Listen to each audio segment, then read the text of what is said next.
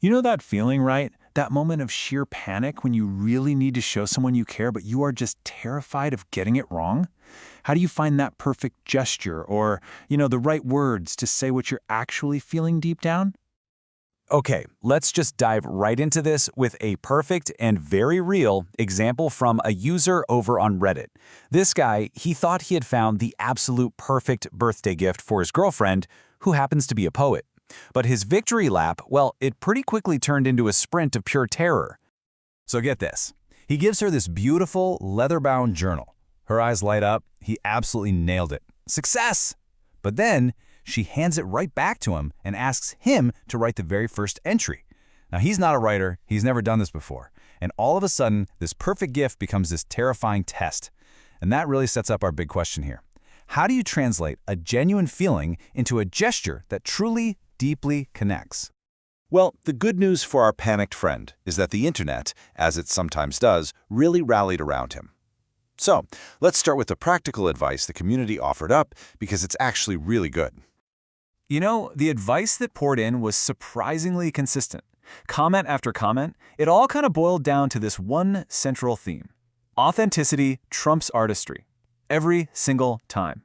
Don't try to be Shakespeare if you're not Shakespeare. Just be the you that she already knows and loves. Reference those little inside jokes that only the two of you share. The goal isn't to be fancy, it's just to be real.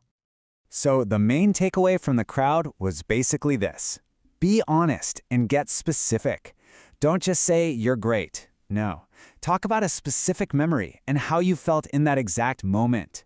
Explain how she's made your life better. And for the love of all that is good, write a draft first. This is not about crafting some literary masterpiece. It's just about showing her how you feel in your own words. Now, this idea of specific personal meaning, it's not new, not at all. In fact, it's the secret sauce to all great gestures, not just writing. And to really get this, let's take a little trip back in time, to an era when gifts, specifically flowers, had their own secret language. It was called floralography. Back in the Victorian era, when strict social rules often stopped people from saying what they really felt, they used flowers to send these complex, coded messages. A simple bouquet could be anything. A declaration of love, a secret warning, even a hidden invitation. This language actually started out in 18th century Ottoman Turkey with a game called Salam that used flowers to send rhyming messages. It got brought over to England in 1717, and by the 19th century it had completely exploded in popularity. People would literally carry around floral dictionaries to decode the talking bouquets they received. It turned a simple gift into this thrilling, secret conversation.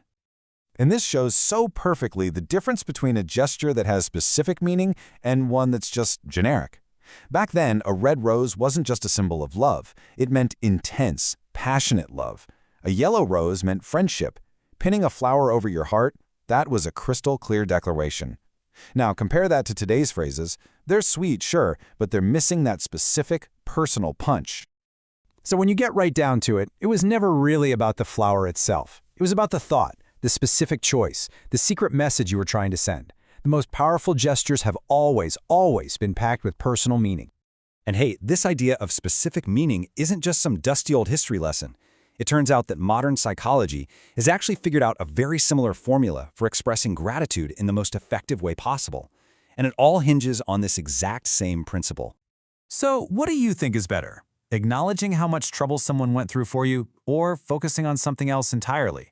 A really fascinating study published in the Journal of Social and Personal Relationships found a surprisingly clear answer. So researchers compared two ways of saying thank you. The first one focuses on the sacrifice your partner made. That must have been a pain for you. The second focuses on their responsiveness to your needs. Basically, the positive impact their action had. And, well, it wasn't even close. People felt way more appreciated when their partner focused on the positive impact. So why is that? It's because people help their partners because they genuinely care about their well-being.